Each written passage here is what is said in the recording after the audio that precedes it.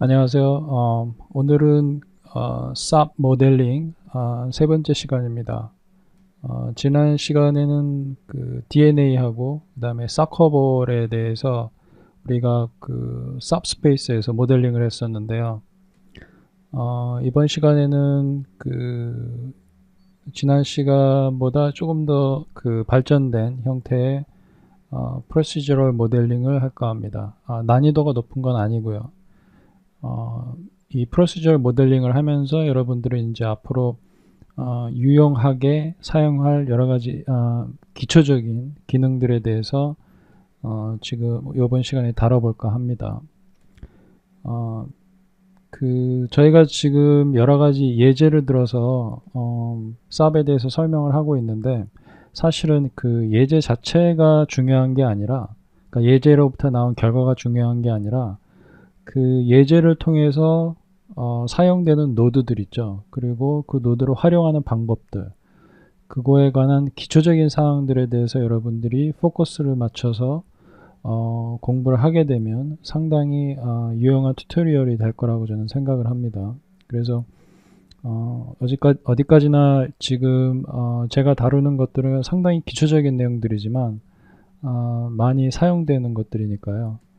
여러분들이 유념을 해서 보시도록 하고요. 자, 그러면 일단은 시작을 해보죠.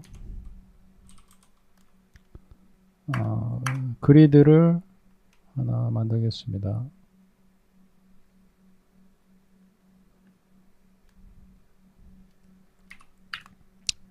레졸루션을 좀 높이고요. 그리고 널브스로 바꾸겠습니다. 자, 이거를 기본으로 스컬프라는 그 기능이 있습니다. 여기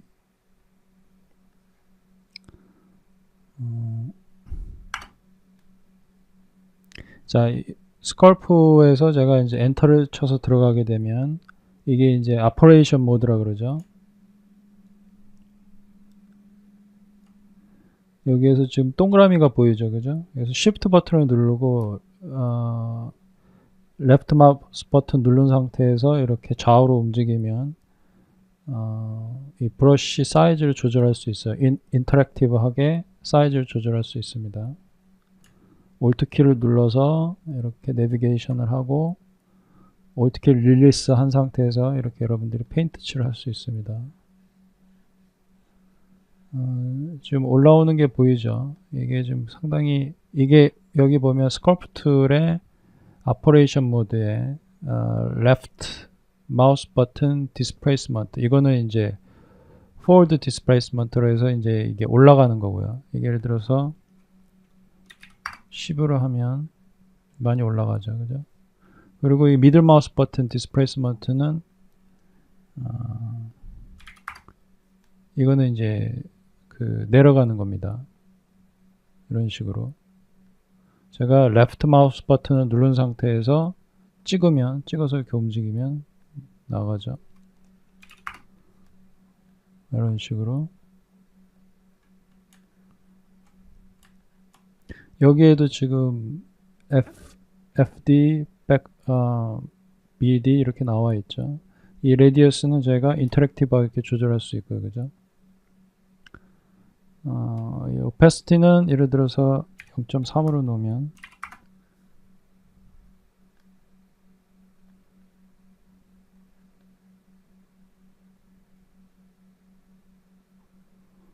자, 이 상태에서 이거는 그 오페시티의 강도입니다. 1이 최대고요.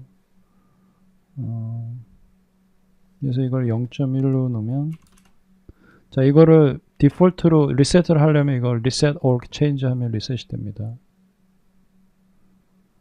그래서 계속 누르고 있으면 올라가죠. 이런 식으로. 좀 더 부드럽게 작업을 하고 싶으면 이걸 이렇게 낮추면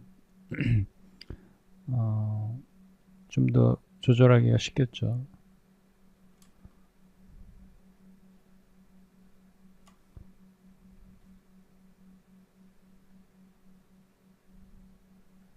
여러 번 이렇게 문지르면 좀 더 계속 내려가겠죠. 이렇게 이런 식으로. 그래서 여러분들도 이거를 한번 플레이를 해보시고요.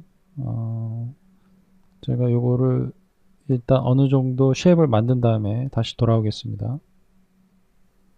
자, 지금 스컬프 툴을 이용을 해서 제가 어느 정도 이렇게 그 산 지형을 나타내는 랜드스케이프를 만들었습니다. 별다른 건 없고요. 제가 이 오페시티 0.1로 낮추고 이 브러쉬 사이즈 조절해서 스컬프팅을 했고요. 이 가운데 나타나는 요 동그라미는 강도, 내가 그 마우스를 찍었을 때 그 강도를 나타냅니다. 이렇게 강도를 세게 누르면 누를수록 그 가운데 있는 그 반경이 넓어지죠. 자, 이 상태에서 이게 지금 이 스컬프트는 이 널브스에서만 적용을 합니다. 그래서 널브스로 시작을 해서 스컬프팅을 먹인 다음에 그 다음에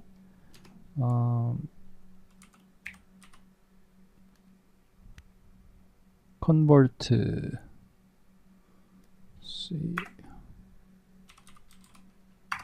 그래서 폴리건으로 바꾸겠습니다. 제가 이게 너무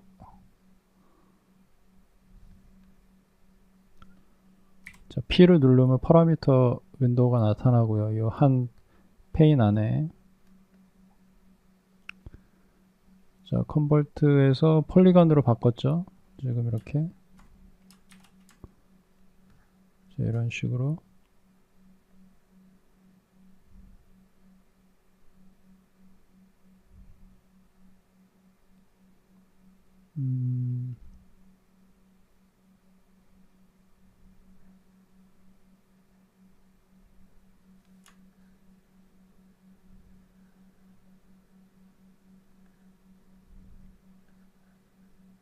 자, 그렇게 뭐 나이스하게 모델링한 건 아니고요. 어쨌든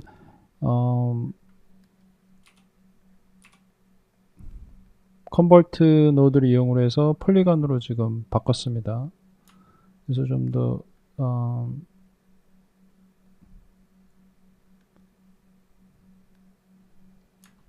기존보다는 좀 더 스무스하게 레졸루션을 좀 높였죠.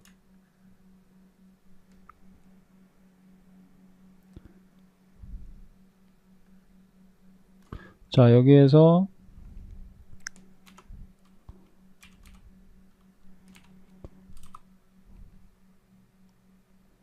포인트 노드를 쓰면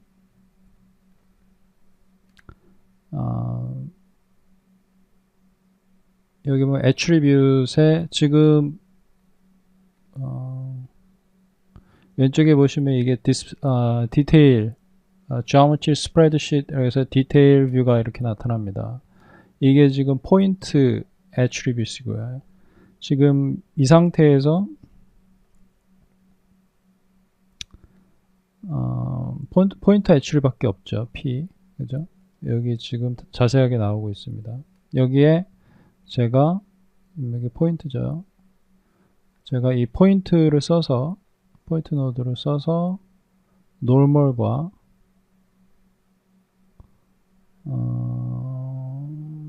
컬러 CD죠. CD P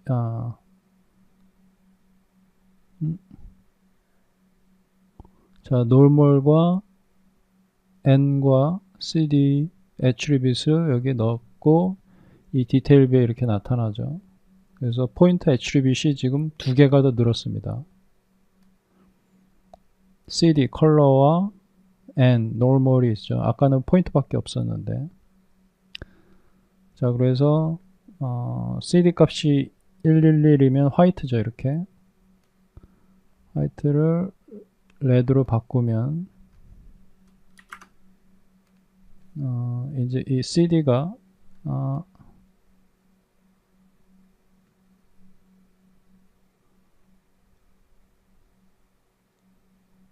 자, 이게 지금 포인트 노드가 2016부터 사실은 이게 attribute expression으로 교체가 됐습니다. 지금 예전하고 좀 틀려요. 그래서 제가 여기에서 분명히 constant value를 red로 했는데 아직도 111이죠, 그죠? 그 이유는 이 vex가 self라고 이렇게 셋업이 되어 있으면 얘를 무시를 합니다. 패싱을 하는 거죠. pass through 있죠. pass through. pass through라는 얘기는 이 값을 무시하고 무시한다는 얘기예요. 이게 pass through 하면 self 이렇게 됩니다. 근데 내가 constant value, 즉 이 value라는 얘기는 이 value를 얘기합니다. 이 value를 쓰겠다고 하면 이렇게 red가 되죠.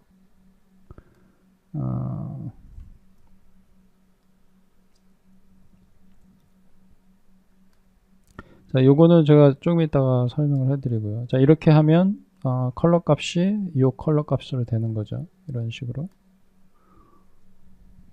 자, 놀멀도 제가 이거를 1로 Y축으로 1로 이렇게 위로 향하게끔 이렇게 했을 때 얘가 지금 자, 이게 놀멀, 포인트 놀멀을 제가 디스플레이를 한 거고요. 이 포인트 놀멀의 사이즈를 조절하려면 D를 눌러서 이 가이드에 보면 스케일 놀멀이 0.2로 되어 있죠. 그래서 이거를 좀 여러분들이 원하는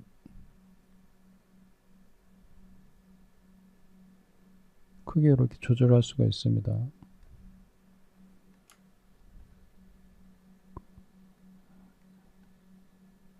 자, 이게 현재의 normal 값이고 이게 지금 path through죠, 이게. 그래서 지금 이게 적용이 안 된 값입니다. 이걸 적용을 하려면 constant value를 해야 되겠죠. 그러면 모든 포인트 normal들이 0, 1, 0, 즉 y축 방향으로 향하게 되죠. 이렇게 보는 것처럼. 그래서 이 포인트 노드, 즉 attribute expression이죠. 이걸 통해서 여러분들이 두 개의 추가적인 attribute, 컬러와 normal attribute을 만들었고 그 attribute의 각각의 값을 여러분이 임의로 정했습니다. 이런 식으로. 이렇게 이 포인트에 이게 지금 포인트죠. 이 각각의 포인트에 이 포인트 하나당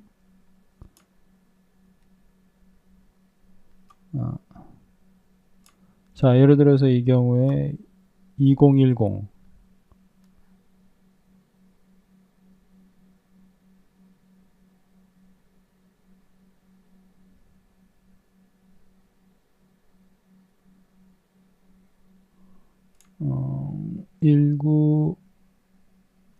1926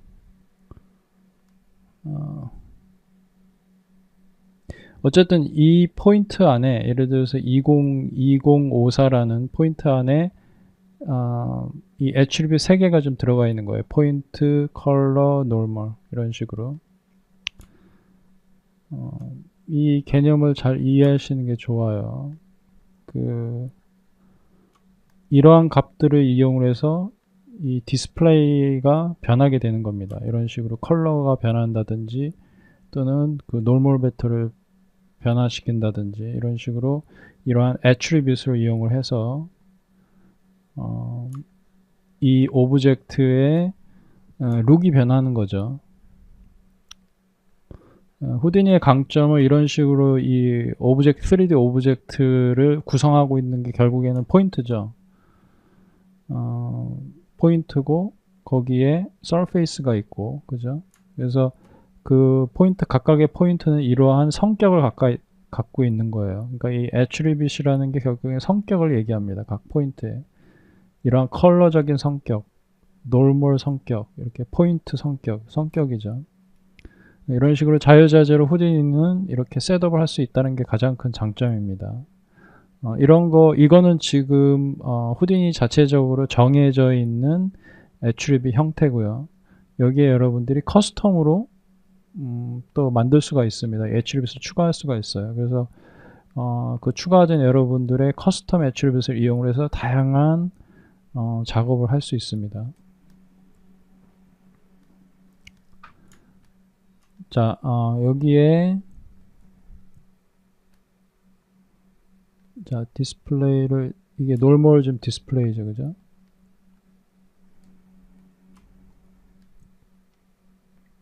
자, 여기에 com이라는 노드를 적용을 해서 comLift 이게 헬프를 보면 이 comLift가 이것도 일종의 브러쉬입니다. 여기 보면 알겠지만 일종의 이것 여기 스컬프팅 같은 걸 했을 때처럼 이것도 일종의 여기 보시면 원이 보이죠. 이렇게 이것도 일종의 페인트 기능을 하는 건데 이 페인트는 뭐냐면 이 값을 적용을 하는 건데 이 값은 이 헬프를 보면 놀멀에 적용이 되는 값입니다. 그래서 0일 경우에는 줄 놀멀이 다 이렇게 서 있죠, 그죠? 이걸 눕힐 수가 있습니다. 이 0일 때는 이거를 이런 식으로 놀멀이 이렇게 누웠죠. 그러니까 0일 때는 완벽하게 이 바닥에 눕도록 이렇게 바닥에 눕히도록 할 수 있고요. 이런 식으로 다 눕죠. 이렇게 누웠죠. 요게 0.5일 경우에는 중간밖에 안 눕겠죠. 그죠? 자, 이런 식으로. 물론 이제 계속 있으면 계속 그 적용을 하면 이렇게 끝까지 눕지만 첫 번째 적용될 때는 0.5. 그래서 여기서 0.1.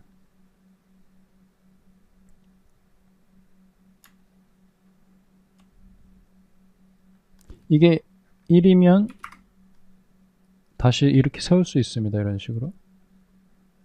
다시 이렇게 세울 수 있죠. 그래서 이런 식으로 여러분들이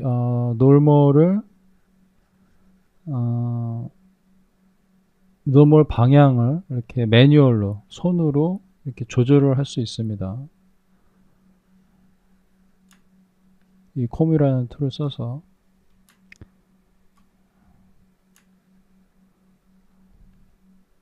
자, 그러면 이 com이라는 툴을 써서 제가 이 일률적으로 이렇게 다 서 있는 이 놀멀을 좀 변형을 시켜 보겠습니다.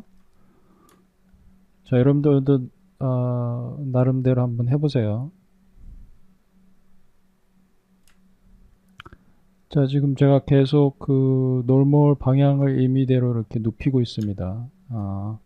opacity 0.1로 놨고요. 그 다음에 comLift를 0.01로 이렇게 되면 제가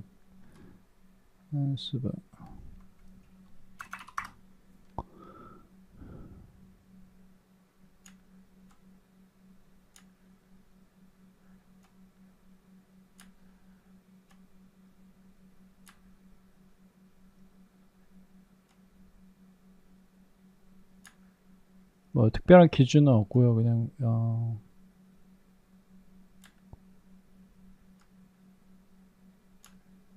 자, 대충 이런 식으로 이쪽 계곡 같은 부분을 좀 이렇게 놀멀 벡터를 많이 눕혔습니다.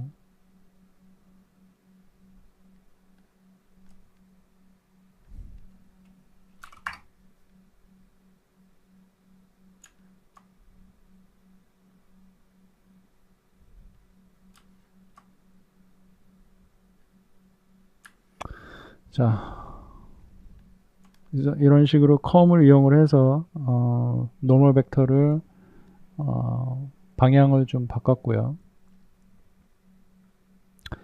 자, 제가 이렇게 노멀 벡터를 방향을 바꾼 이유는 뭐냐면 나중에 이 노멀 벡터 방향으로 나무를 심을 거예요. 그렇게 되면 이쪽에 들어가는 나무는 이 포인터에 들어가는 나무는 이렇게 꼿꼿이 쓰겠죠. 이런 거는. 근데 이제 여기에 심게 되는 나무는 이렇게 많이 눕겠죠. 그죠? 그래서 그거를 연습하기 위해서 그러니까 노멀 벡터 방향으로 나무들이 심어지게끔 하기 위해서 제가 이렇게 임의대로 지금 노멀 메터 방향을 이렇게 좀 바꾼 겁니다. 이런 식으로. 이거는 왼쪽으로 이렇게 치우쳐지겠죠. 이거는 오른쪽. 이런 식으로. 자, 나무를 심 때 이런 평평한 지역은 되도록이면 나무가 많이 심어지고, 이렇게 굴곡이 심한 곳은 나무가 적게 심어지게끔 한번 해보겠습니다. 자, 일단 이렇게 노멀을 끄고요.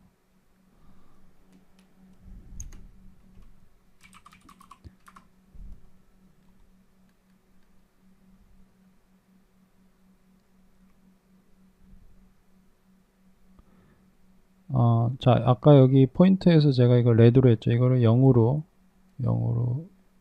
블랙으로 하겠습니다. 블랙으로. 자, 블랙으로 하고요. 이 페인트를 이용을 해서 제가 아까 말씀드렸듯이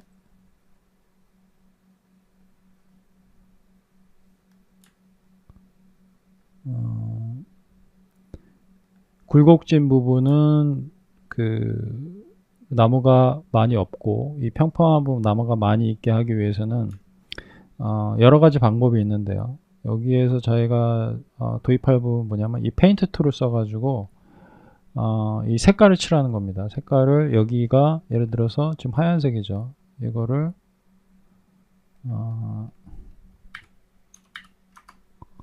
빨간색으로 이거를 잠깐만요. 이렇게 빨간색으로 칠하는데 진하게 칠하는 부분이 나무가 많이 심어지는 부분이고요. 옅하게 칠해지는 부분이 나무가 덜 심어지게 하는 기준으로 삼으면 되겠죠. 그죠? 그래서 한번 페인트 칠을 해보겠습니다. 자, 이것도 이제 여러분들이 브러쉬 툴을 자주 사용을 하면 이거를 조절할 수 있을 텐데, 여기 보면 오파시티가 0.1이죠. 1이죠. 이거를 0.1로 바꿔서 그리고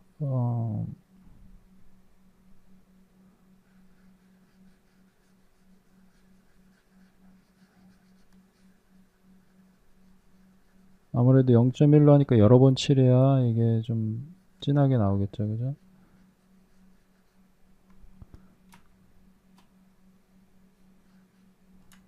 그리고 여기는 좀 옅하게.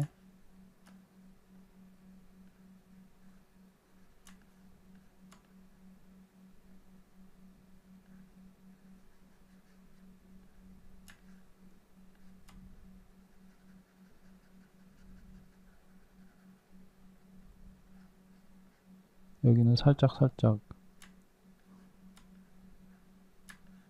그래서 색이 옅한 지역일수록 나무가 적게 심어주고요. 자, 이런 식으로 한번 해볼게요. 자, 그래서 이 페인트 칠을 이용을 해서 여러분들이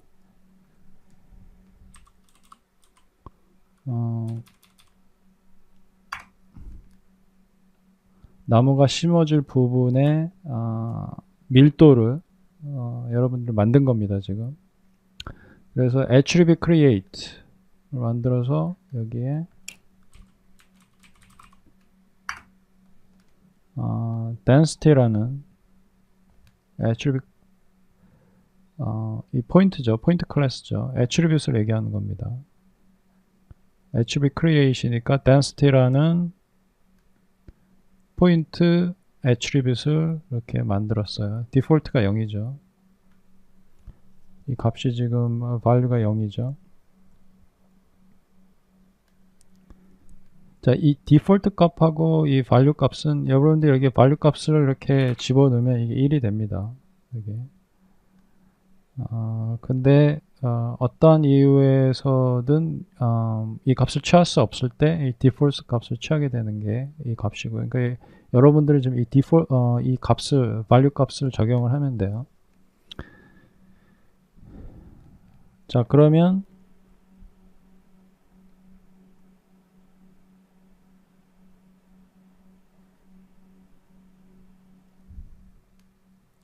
자, 여기에 지금 여기에서 페인트 이 value 값이 이 density라는 여기 glow로 하죠. 자, 이 glow라는 그 attributes 값이 지금 1로 돼 있죠. 그죠? 근데 이 glow라는 attribute 포인트 요거는 각각의 이 점 있죠. 이 점에 지금 다 적용이 된 겁니다. 그러면 이 각각의 점의 glow 값은 또는 density 값은 이 컬러의 그 밝기, 그러니까 이 레드 컬러가 여기는 어둡고 여기는 밝죠. 거기에 따라서 이 값을 조절해 주면 됩니다. 그러니까 이 컬러 값을 여기에다가 지금 대입을 해주면 돼요. 자, 그러려면 각각의 포인트 값을 여기서 expression이라는 걸 써야 되는데 여기서 포인트 펑션이 있습니다. 포인트 펑션에 보면 포인트 펑션 상당히 많이 써요. 그래서 자, 페인트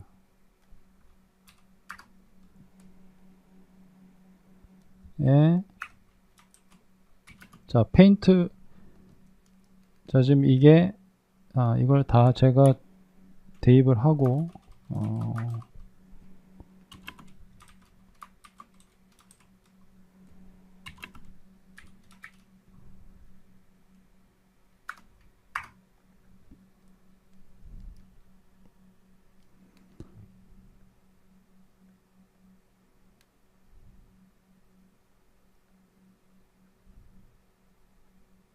자, 여기 보시면 이 포인트 펑션이라는 걸 써서 이 포인트 펑션은 첫 번째 이 노드를 받습니다. 노드 위치, 즉 페인트 1이죠. 이걸 얘기합니다. 그래서 닷닷이라는 거는 이 닷닷 슬래시 하는 거는 이게 지금 attribute create이라는 노드에 있죠. 이 노드 바깥으로 나와서의 스페이스입니다. 나왔을 때 페인트 1이라는 게 있죠. 이 나왔을 때는 닷닷하고 슬래시 나왔을 때는 페인트 1뿐만이 아니라 컴도 있고 포인트 1도 있고 스크럽트 노드도 있어요. 그 중에 페인트 1을 이 스페이스에서 페인트 1을 택한 거죠. 그 페인트 1에 가서 PT 포인트 넘버입니다. 이게 포인트 넘버예요. 이게 지금 포인트 넘버고 이게 포인트 넘버입니다. 그래서 각각의 이 포인트 펑션은 이 각각의 포인트를 쭉 루핑해서 돕니다. 그래서 각각의 포인트 넘버, 그러니까 275, 2358 뭐 이런 식으로 각각의 포인트에 가서 그 색깔, CD죠. 색깔의 0, 첫 번째 값, 그러니까 레드죠. 첫 번째 값을 취하라. 그래서 여기 보시면 이 grow의 이 값하고 CD의 값이 같습니다. 그죠? 이 2053의 CDR 이 레드죠. 레드 컬러 값과 grow의 레드 값이 같죠. 그러니까 이 포인트 펑션을 써가지고 이 값을 여기에다가 대입을 한 거예요. 그렇게 되면 이 grow는 이 레드 값을 이게 갖게 되죠. 이렇게 하는 이유는 뭐냐면 나중에 이 컬러 값을 이용을 할 때 이렇게 따로 커스텀 애트리뷰트를 써서 이게 따로 빼냈을 때 활용을 하기가 쉽습니다. 예, 이거를 직접적으로 사용을 하려면 상당히 까다로워요. 그렇기 때문에 이렇게 끄집어냈을 때 활용하기가 훨씬 쉽죠. 자, 그러면 여기에서 여러분들이 이제 grow라는 자, grow보다는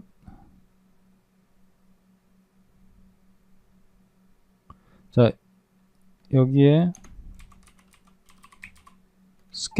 스캐터라는 노드를 써서 아까 이 서페이스 있죠? 이 서페이스에 이 스캐터라는 노드는 이렇게 포인트를 만듭니다. 이 포인트를 토탈 카운트가 1000이죠. 여기 보면 포인트가 1000이죠. 1000개의 포인트를 이 서페이스에 쫙 뿌려서 이렇게 만듭니다. 근데 그 기준이 지금 이 경우에는 서페이스 있죠.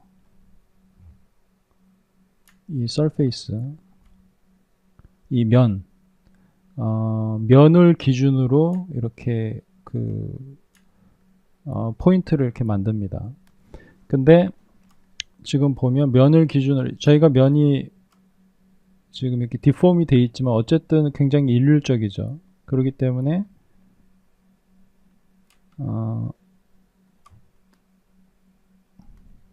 이 포인트가 보면 거의 일률적으로 이렇게 쭉 배치가 되어 있어요. 그죠? 근데 저희들이 원하는 거는 뭐냐면 이 컬러 값, 이 레드 값에 따라서 이 포인트가, 그러니까 레드 값이 진한 부분에 포인트가 많이 들어가고 레드 값이 적은 부분에 포인트가 적게 들어가게끔 하고 싶어요. 그러면 여기에서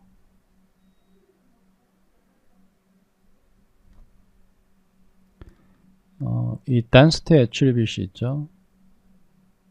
자, 제가 아까 처음에 density 썼었는데 이거랑 헷갈릴까봐 제가 grow로 바꿨습니다. 여기를 이 grow, 아까 여기에서 저희가 만들었던 grow 있죠, 그죠? 이 grow 값을 이 density의 기준으로 제가 바꿨습니다. 그래서 이 값이 크면 클수록 이렇게 density가 높아지고요. 포인트 density가 높아지죠. 그리고 레드 값이 낮으면 낮을수록 이런 식으로 포인트가 적게 생성이 되죠. 자, 이렇게 저희가 페인트를 이용을 해서 포인트의 density 비율을 이렇게 조절을 할 수가 있습니다. 그러면 저희가 그 다음에 할 수 있는 것은 이 각각의 포인트에 나무를 심으면 되겠죠. 자, 제가 지금까지 보여드린 이 방식이 상당히 많이 사용이 되는, 여러분들이 앞으로 후딘을 하면서 많이 사용되는 그 부분들입니다. 그래서 잘 알아두시고요. 자, 여기 한번 라인을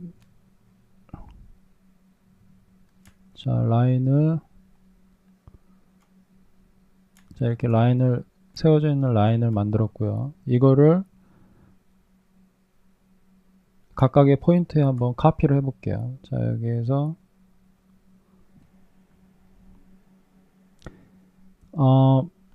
예전에는 카피 삽을 사용을 했습니다. 카피 스탬프. 예, 이 카피 스탬프가 예전에는 유일한 원래는 그냥 카피 삽이었습니다. 이 카피 삽을 이용을 해서 자, 일단 그러니까 이게 예전 방식입니다. 근데 어쨌든 이걸로 일단 해볼게요. 자, 이렇게 되면 각각의 포인트에 자, 이런 식으로 라인이 들어가게 되죠. 그죠? 근데 사실 우리가 기대한 건 뭐냐면 이 포인트에 예를 들어서 이 놀멀, 이게 지금 놀멀이죠. 이건 지금 포인트만 제가 디스플레이 했는데 이 포인트에 이게 놀멀인데, 그죠? 이 포인트의 놀멀인데 이 놀멀 값과 같은 방향으로 이 라인이 만들어지기를, 카피가 되기를 원하는데 지금 틀리죠. 그 이유는 뭐냐면 이 카피 삽은 이 왼쪽, 즉 카피 삽을 설명하면 왼쪽이 이 카피될 오브젝트고요. 오른쪽이 카피될 포지션을 나타냅니다. 즉 포인트죠. 그때 이 카피삽이 기대하는 건 뭐냐면 이 라인의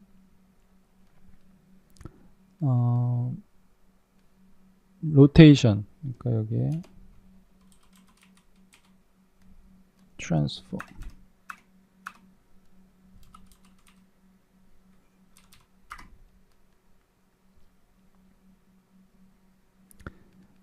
자 여기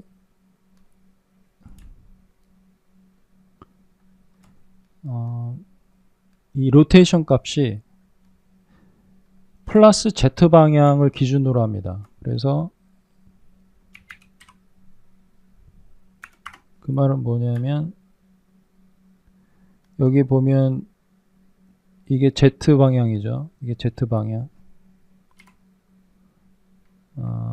플러스 Z 방향이 이쪽 방향이죠. 이쪽 방향으로 지금 이 라인이 누웠죠. Z 방향으로 라인이 누웠죠. 이거를 이 형태를 기준으로 얘가 카피를 합니다. 자, 그러면 저희가 같죠. 이 방향이 노멀 벡터 방향과 라인이 카피됐을 때의 방향이 같죠. 그래서 여러분들이 나중에 이 라인이 아니라 예를 들어서 뭐 새나 새가 아니라 그 나무 형태의 어떤 그런 것을 할 때는 이 기준이 플러스 Z 방향 기준으로 항상 된다는 거. 플러스 Z 방향 기준으로 여러분들이 이 모델을 위치를 시켜놔야 됩니다. 설사 모델을 처음에 이런 식으로, 예를 들어서 나무라고 하면 나무를 이런 식으로 만들었다고 하더라도 이거를 이렇게 나중에 Z축 방향으로, 그러니까 플러스 Z 방향이 마치 이 Y 방향과 같은 형태로 돼야 돼요. 그러니까 예를 들어서 나무를 한번 만들어 볼게요. L 시스템을 이용해서, 자, 이 L 시스템을 이용해서, 이 L 시스템은 상당히 유용한데요. 예를 들어서 뭐 번개 같은 거 있죠. 그런 거 할 때도 이 형태를 많이 이용을 합니다. 이거는 이 룰을 이용을 해서 하는 건데, 그렇게 굉장히 파워풀한 툴이기는 한데, 다루기는 그렇게 쉽지는 않습니다. 이게. 대신에 이 노드를 보면 이렇게 프리셋이 좀 있어요. 그래서 브러쉬 이런 걸 하면 이런 식으로 얘가 룰을 프리셋으로 정해줘서 이 프리셋, 이 룰을 이용을 해서 지금 이게 만들어지는 거거든요. 어쨌든 이 프리셋을 여기서 제공해 주는 것들이 좀 있습니다. 이렇게 라이트닝이 있죠, 그죠? 번개 치는 그런 이런 것들이 이제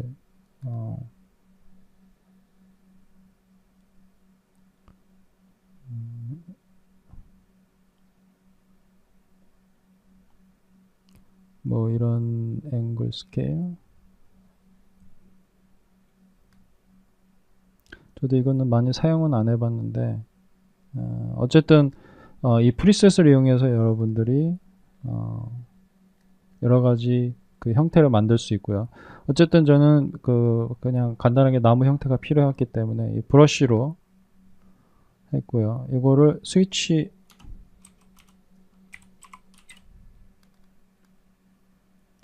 노드를 써서, 그래서 이게 첫 번째, 이게 두 번째죠, 스위치. 그래서 이게 0일 때, 1일 때 이런 식으로. 그래서 카피해서 여러분들이 스위치를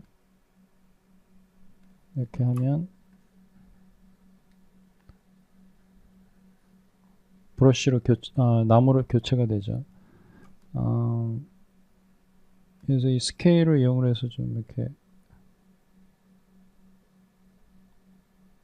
스케일을 바꿀 수 있고요.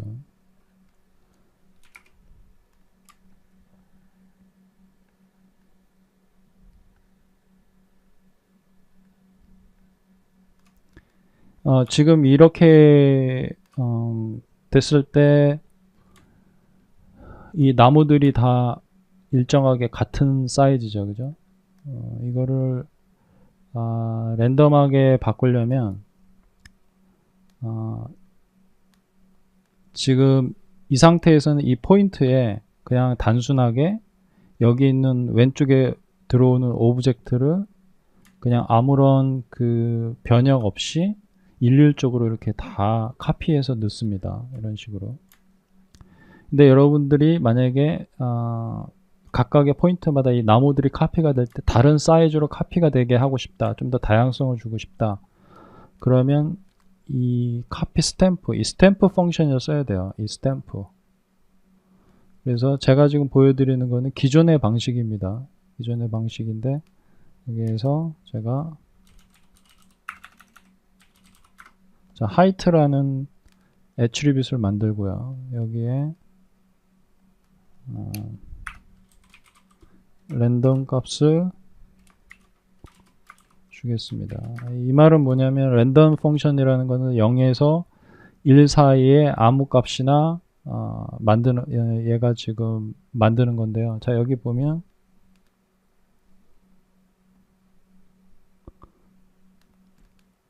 이 하이트에 이 PT라는 거는 포인트 넘버를 얘기하는 겁니다. 그래서 포인트 넘버라는 거는 지금 얘네들을 얘기하는 거죠. 이 오른쪽에 이 포인트 넘버를 이제 포인트 넘버를 집어넣어서 0부터 뭐 지금 몇 개죠?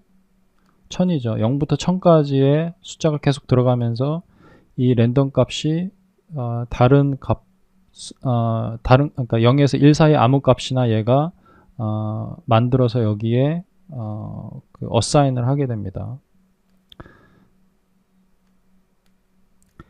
자, 여기에서 이제 그 카피 스탬프에서 하이시라는 포인트 애트리뷰트를 만들어서 이 각각의 포인트가 갖고 있는 하이 값에 하이시라는 애트리뷰트에 랜덤 값을 적용을 하게 됩니다. 뭐에 따라서? 포인트 넘버에 따라서. 그러면 0에서 1 사이에 아무 값이나 이 하이시 적용이 되겠죠. 그 다음에 이것을 이 하이 값을 여기에 적용을 하게 됩니다. 그래서 스탬프라는 펑션을 써야 돼요. 이런 식으로.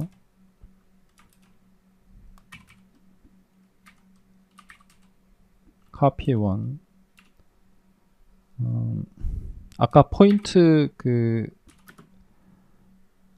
expression하고 비슷하죠. 자, 여기 보면 스탬프라는 게 스트링이 있고 스트링 2개를 받고 그 다음에 float을 받죠.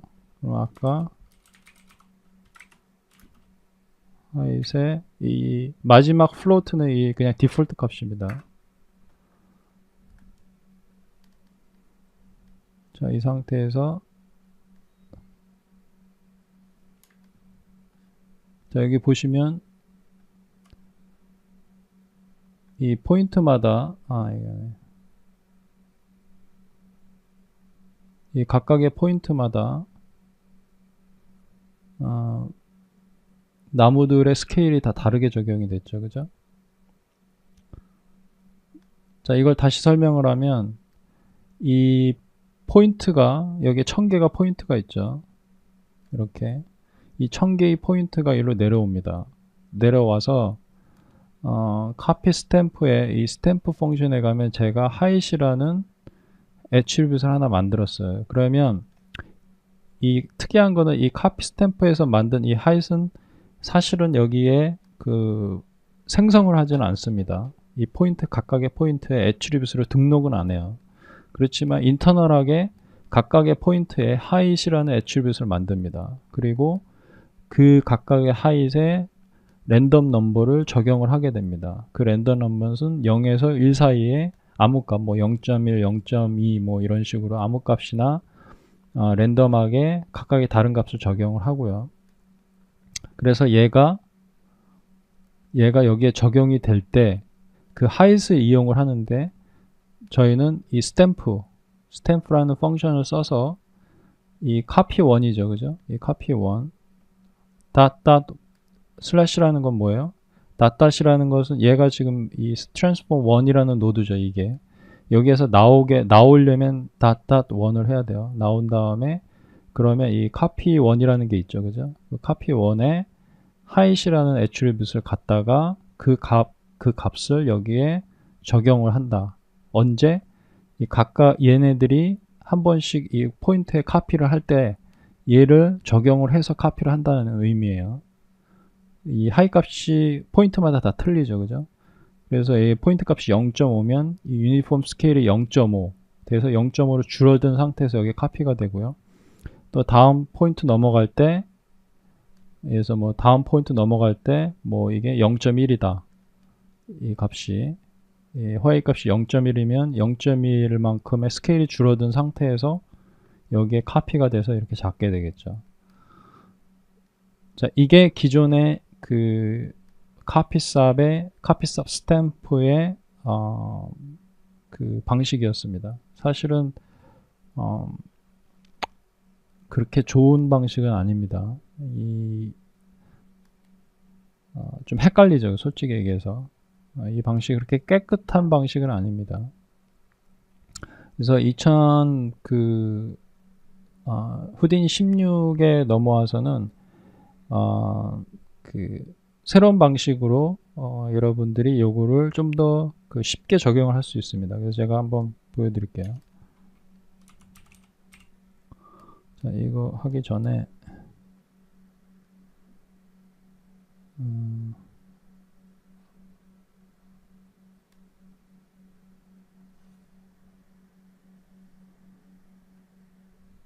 자, 세이브를 했어요. 자,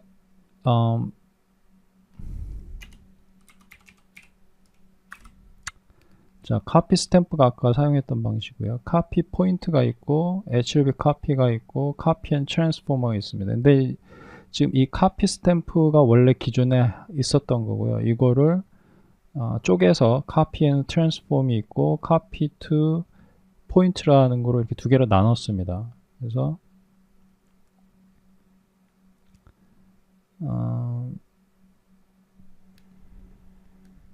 카피 포인트로 한번 이용을 해볼게요. 여기에 보면 카피 트랜스폼이 있고, 자, 여기 보시면 이게 카피 트랜스폼이 카피 앤 트랜스폼인데 요 룩이나 이게 같죠.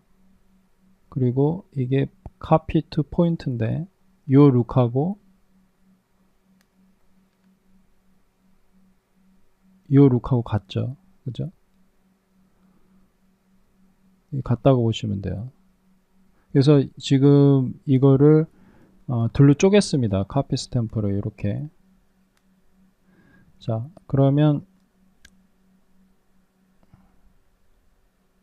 똑같이 이 카피 스탬프를 카피 포인트를 카피 투 포인트에 카피를 한다는 얘기죠. 자, 이렇게 되면 똑같죠, 아까랑. 아까 이거 적용하기 전에 카피 기능이랑 똑같죠. 그러니까 이 각각의 1000개의 포인트에 얘네들을, 자, 이거 스위치를 좀 더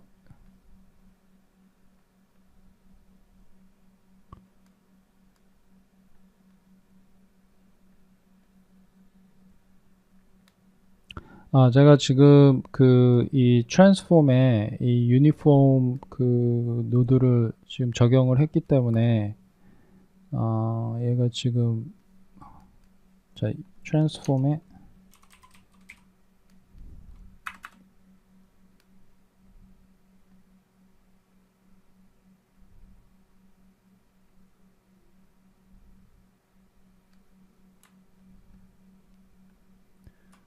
지금 여기에 0이 여기 아마 대입이 됐기 때문에 저희는 지금 스탬프를 안 쓰죠, 그죠? 이 스탬프 펑션을 안 쓰기 때문에 여기에서는, 자, 어쨌든 지금 아까 처음에 했던 그런 식으로 카피가 되죠.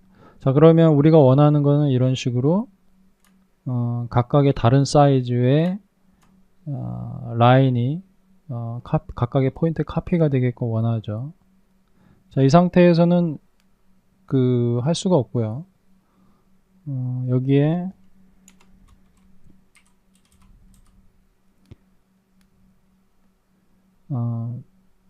attribute expression을 써서 여러분들 할 수 있습니다. 그래서 여기에 지금 1000개의 포인트가 있고요. 그죠? 이거를 attribute expression을 이용을 해서 scale이라는 옵션이 있습니다. attribute. 그래서 여러분들이 여기에서 attribute scale을 만들면 이렇게 포인트 attribute이 pscale이라는 attribute를 이렇게 만들어지고요. 이 값을 이렇게 패싱을 해줍니다. 그러면 아까 self라는 게 뭐라고 그랬죠? pass through를 self라고 하는 겁니다. 자, 이걸 1로 놓을게요. 자, constant value 1로 놓고 이 self가 이거고 constant value를 놓게 되면 자, 이 상태에서 제가 이 constant value, 이 value라는 게 이 값을 얘기합니다. 이걸 제가 조절을 하면 이렇게 일률적으로 변하죠. 그죠? 예. 잘 생각해 보시면 사실은 내가 여기에서 조절하는 거나 같은 기능을 합니다. 지금 얘가. 그죠? 똑같은 기능을 해요. 자, 그 말은 뭐냐면 내가 여기에서 조절을 이런 식으로 하려고 하면 이 스탬프라는 펑션 기능을 써야 됩니다. 즉 다른 값을 하려면, 그러니까 이런 식으로 일률적으로 바꿀 거면 상관이 없는데 지금 이런 식으로 각각의 포인트마다 다른 값을 적용을 하려면 이 스탬프라는 펑션을 이용을 해서 이런 식으로 약간 좀 복잡하게 셋업을 해야 돼요. 이런 식으로. 근데 여기에서 지금 이 attribute transfer라는 이 스케일을 이용을 해서 제가 여기서 똑같은 걸 할 수 있죠. 그 말은 뭐냐면 내가 이 랜덤 값 있죠. 아까 pt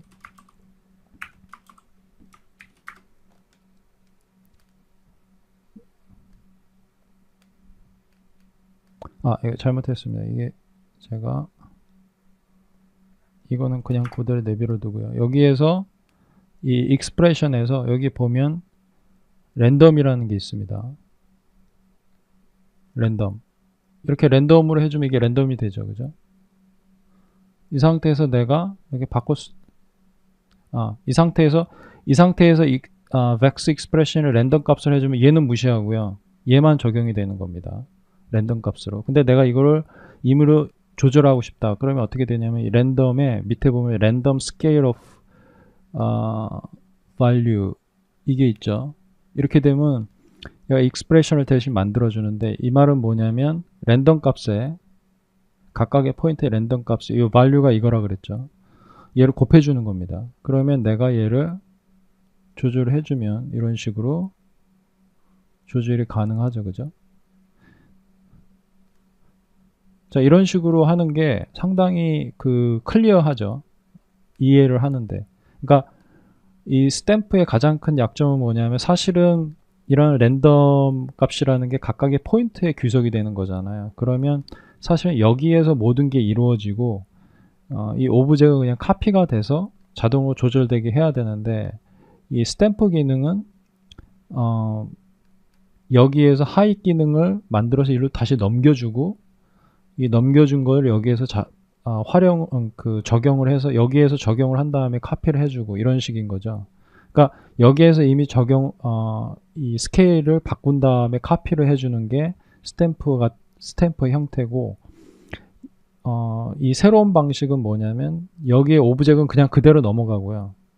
이런 식으로 아무런 변형 없이 그냥 넘어가고 대신에 여기에서 랜덤 값을 지정을 해주는 거죠. 그죠? 그래서 넘어와서 이 안에서 이 값을 도용을 해서 이걸 바꾸게 되는 거죠. 자, 아까 여기 참 이 로테이션 값이 90이었죠. 이것도 90으로 바꿔요.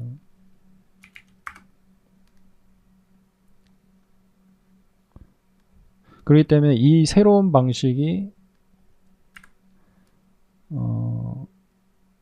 이 방식보다는 상당히 이해하기가 쉽다라는 얘기죠. 이 방식이 조절하기도 일단 이해뿐만이 아니라 조절하기도 쉽죠. 여기에서는 이 다 익스프레션을 써야 되기 때문에 여기에서 저는 이렇게 자율적으로 내가 랜덤 값에다가 또 이런 식으로 다시 조절하기가 쉽지가 않죠. 그죠?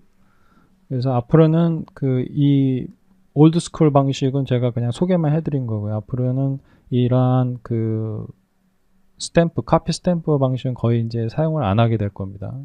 기존에 이 카피 스탬프 방식은 상당히 파워풀한 기능 중에 하나였어요. 후디니에서. 근데 더 이상 이 워크플로우 자체가 그렇게 좋지가 않기 때문에 이 방식으로 사용을 하게 될 겁니다. 자, 근데 여러분들이 여기에서 좀 유의할 것 중에 하나가 이 랜덤 값이 지금 이게 PT 넘으로도 됩니다. 그러니까 포인트 넘버죠. 어쨌거나 이 랜덤 넘버가 0에서 1 사이에 아무 값이나 적용이 돼서 이 value와 곱해주는 건데, 그 말은 뭐냐면 이 랜덤 값이 때로는 0이 될 수도 있다라는 거예요. 여기 보면 상당히 작죠, 그죠? 이거를 막기 위해서 여러 가지 방식이 있습니다. 방식이 있는데 제가 주로 쓰는 방식 중에 하나는 뭐냐면 이 랜덤 값이 0에서 1 사이인데 이거를 0.5에서 1 사이로 바꿔주면 됩니다. 그리고 그 방식은 여러 가지가 있어요. 근데 저는 간단하게 fit0이라는 펑션을 쓰겠습니다. fit0이라는 펑션을 써서 0.5 1 이렇게 되면 랜덤 값이 0에서 1 사이이지만 이 fit01이라는 펑션을 써서 0.5에서 1로 바꾼 거예요. 예, 그 범위를. 이걸 리매핑이라고 합니다. 그래서 지금 이 상태에서 값은 0.5에서 1 사이로 나오게 됩니다. 요거는 사실 외워두면 좋을 정도로 자주 사용하는 공식이니까요. 익혀두시면 상당히 도움이 많이 될 겁니다. 꼭 이 방식만 있는 건 아니지만 상당히 유용한 거니까요. 알아두시고요.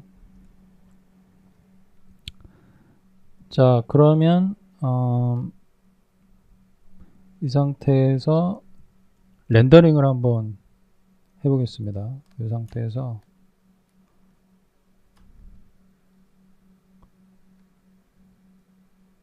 디폴트 멘트라로 렌더링 하죠. 자, 근데 이 렌더링을 하게 되면 저희가 지금 이 라인으로 하죠. 여기 보면 이 라인이죠. 근데 가늘게 안 나오고 이렇게 두껍게 나옵니다. 그죠? 그 말은 뭐냐면 얘가 이 멘트라가 렌더링을 할 때 이 라인이라는 걸 인식을 하고요. 이게 지금 폴리건 라인이죠. 그러면 폴리건 라인을 렌더링을 할 때는 위드스라는 게 필요합니다. 위드스 값이 필요하니까 폭이 필요한 거죠. 이 라인이니까. 라인의 폭이 항상 디폴트가 1입니다. 저희가 지금 여기에서 디폴트 위드스라는 게 없죠.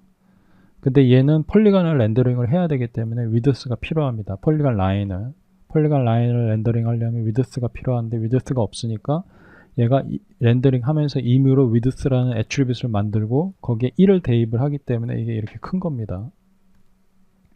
그러면 여기에 저희가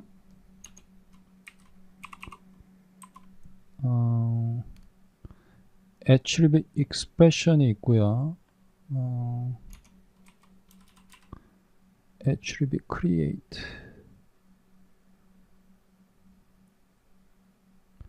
이 두 방식이 있겠죠, 그죠? 내가 지금 하려는 게 뭐냐면 width라는 attribute을 만들려고 해요. 그러면 예를 들어서 attribute expression은 저희가 커스텀을 써서 여기에 width라는 것을 만들고 width는 스케일입니다. 그래서 플로팅을 해서 일값이고 컨스턴트 밸류로 해도 되고요. 그죠? 아까처럼 랜덤 스케일 밸류로 해도 됩니다. 이런 식으로. 그럼 내가 여기서 여기서 0.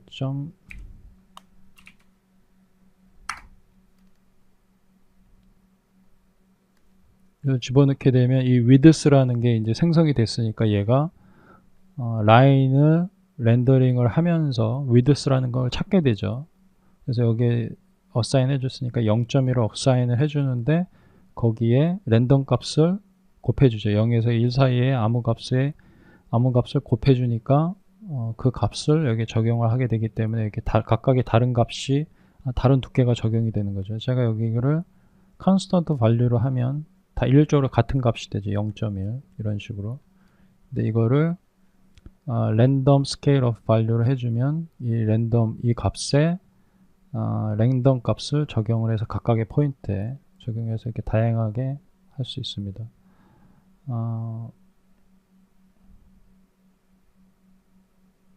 자, 이 attribute create를 이용을 해서도 할 수 있겠죠.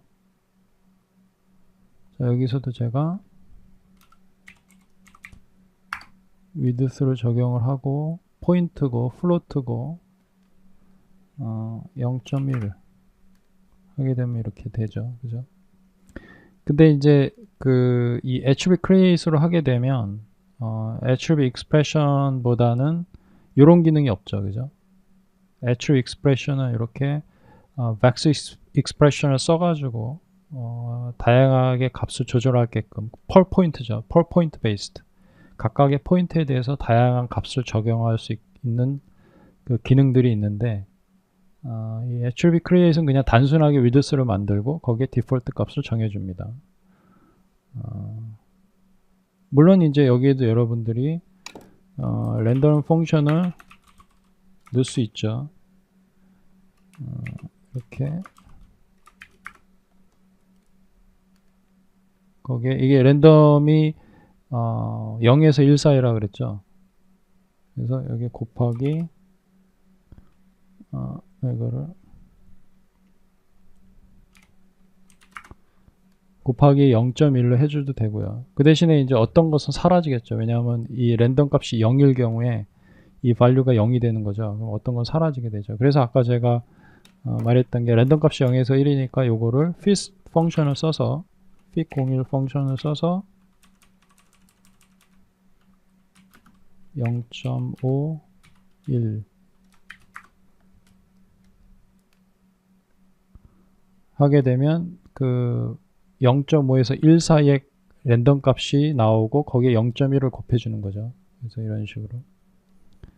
근데 이제 요거는 보시다시피 이렇게 좀 그 익스프레션을 길게 써야 되는 거고, 이 attribute expression을 쓰게 되면 이렇게 간단하게 이렇게 프리셋을 이용을 해서 이렇게 간단하게 조절할 수 있으니까 저는 attribute expression을 더 선호를 합니다. 지금 이러한 기능도 후디니 16에서 지금 보강이 된 거고요. 자, 이제 마지막으로 이제 제가 소개해 드릴 게 뭐냐면 그 hscript인데, 그래서 이걸 렌더링을 할 때 이 스위치 펑션에 보면 저희가 이거를 1로 바꾸면 이제 이 나무로 그 얘가 렌더링이 되겠죠. 그죠? 근데 저희가 원하는 게 뭐냐면, 예를 들어서 여기에서 작업을 할 때는 이런 식으로 작업을 할 때는 이게 라인으로 작업을 하고요. 얘가 렌더링 할 때만 얘가 자동으로 이렇게 1이 되게끔 원해요. 만약에 그거를 원한다면 hscript으로 그렇게 할 수 있습니다. 자, 그러면 hscript을 제가 간단하게 소개를 해 드릴게요. 자, 여기 이 스위치라는 요 노드를 이렇게 0하고 1로 바꾸는 거를 제가 지금 손으로 이렇게 하고 있죠. 손으로 이렇게 안 하고 스크립을 써서 한번 해보겠습니다. 일단 제가 hscript이라는 텍스트 폴트를 이용을 해서, 자, 요거에 관해서는 제가 지금 간단하게 소개를 해주는 거니까요. 공부는 따로 하시면 되고요.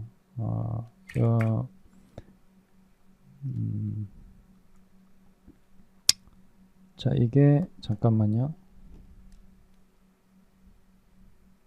자, 제가 이 텍스트 폴트를 좀 테스트를 해봤는데 좀 에러가 나서 자, 어쨌든 제가 원하는 그 기능이 되기는 해요. 지금 보면 ls 뭐 이런 그 기본 기능들이 지금 에러가 나는데 왜 그러는지 잘 모르겠는데요. 어쨌든 제가 조금 아까 말했던 것처럼 지금 이 스위치 기능 있죠. 이 스위치의 값을 제가 지금 매뉴얼로 이렇게 바꾸고 있는데 이거를 스크립을 통해서 한번 바꿔보려고 해요. 자, 그러면 여기에서 그 appparam이라는 그 hscript 커맨드가 있습니다.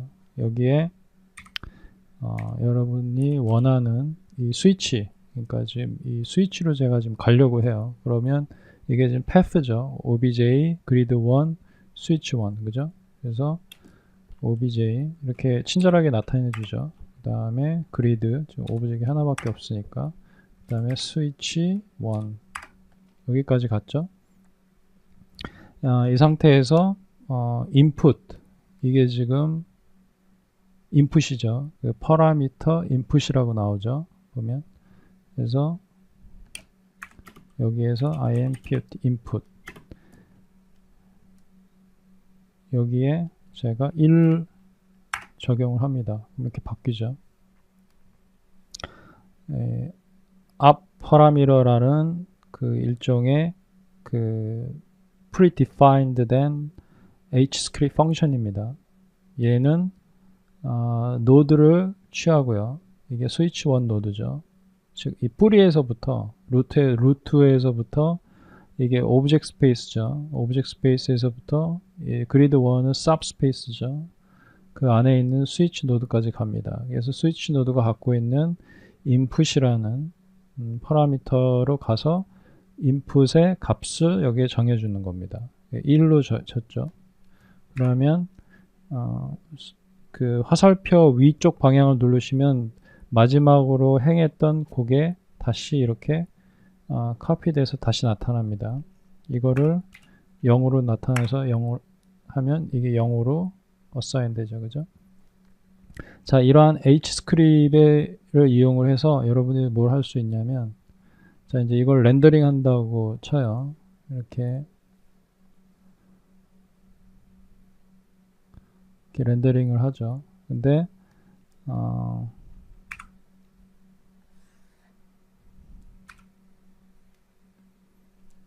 렌더링을 할 때는 이게 1로 셋업이 된 상태에서 렌더링을 하고, 렌더링이 다 끝나면 0으로 되게끔 하는 겁니다. 렌더링이 다 끝나면. 그래서 이거를 예를 들어서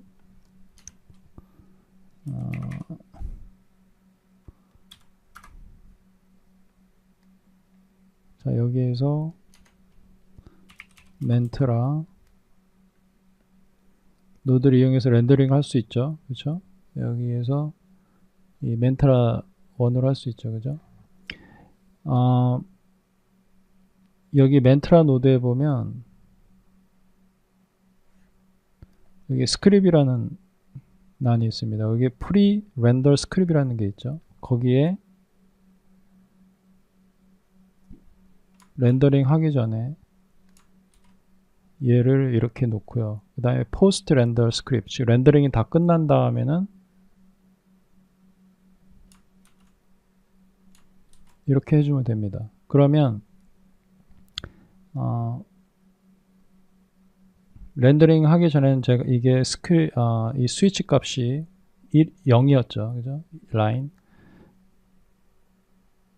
그 상태에서 이 멘트라가 렌더링을 하기 시작을 하면 일단 1로 갑니다. 1로 가서 프리 렌더 스크립트, 렌더링 하기 전에 얘를 일단 러닝을 합니다. 그러면 이게 추리로 바뀌겠죠. 그 다음에 렌더링을 다 하고 렌더링이 다 끝났으면 마치고 난 다음에 얘를 한 번 더 돌립니다. 그럼 다시 이 상태로 돌아오겠죠. 그래서 제가 여기에서 작업을 할 때는 항상 이렇게 가벼운 오브젝트를 토대로 작업을 하고, 그 다음에 렌더링을 할 때는 제가 이 나무로 교체돼서 렌더링이 되겠죠. 자, 마지막으로 항상 이 상태에서는 null 노드를 이용을 해서 output이라는 것을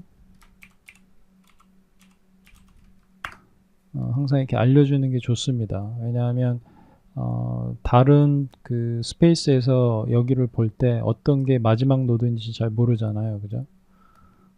그렇기 때문에 이렇게 null 노드를 이용을 해서 내 나름대로의 그 아웃풋 노드 이름을 정해주면, 이건 아웃풋이라는 건 제가 그냥 만든 겁니다. 이름을 정해주면 이제 다른 데서 그 이 노드 그리드 1 안에 액세스를 할 때 어떤 게 마지막 아웃풋 노드인지 알 수 있겠죠.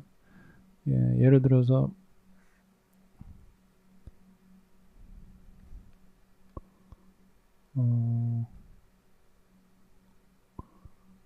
자, 이거에 관해서는 나중에 말씀드리겠습니다. 어쨌든 그 항상 마무리를 할 때는 어떤 게 이런 노드를 이용을 해서 어떤 게 마지막 아웃풋 노드인지를 확실하게 유저에게 알려주는 게 좋습니다. 자, 긴 시간 동안 수고 많으셨습니다. 다음에 뵐게요.